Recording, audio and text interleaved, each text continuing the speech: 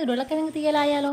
ആവശ്യമായ സാധനങ്ങൾ: 2 വലിയ ഉരുളക്കിഴങ്ങ്, 1 തക്കാളി, 1 സവാള, 2 പച്ചമുളക്, 2 ടീസ്പൂൺ മല്ലിപ്പൊടി, 1 സ്പൂൺ മുളക് പൊടി, പുളി, 1/2 ടീസ്പൂൺ മഞ്ഞൾപ്പൊടി, ഉപ്പ് ആവശ്യത്തിന്, തേങ്ങ, ജീരകം, ചെറിയുള്ളി. ഞാൻ കുക്കറിലാണ് ഉണ്ടാക്കിയത്.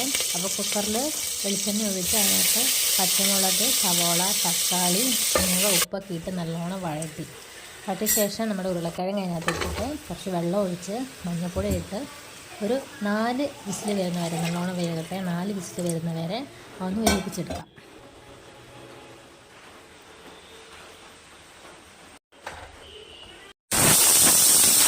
ശേഷം മുളക് പൊടി, മല്ലിപ്പൊടി, മഞ്ഞൾപ്പൊടി എന്നിവ നല്ലോണം ഒന്ന് ചൂടാക്കി അതിൻ്റെ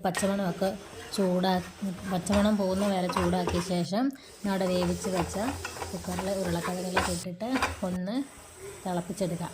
ശേഷം അതിനകത്ത് കുറച്ച് പുളിവെള്ളവും ചേർത്ത് തിളപ്പിച്ച് മാറ്റി വെക്കാം.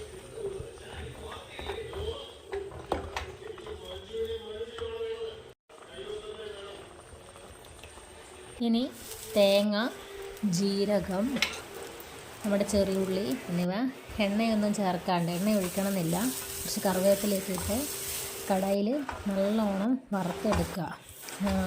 കുറച്ച് സമയം എടുത്ത് വറുത്തെടുക്കണം.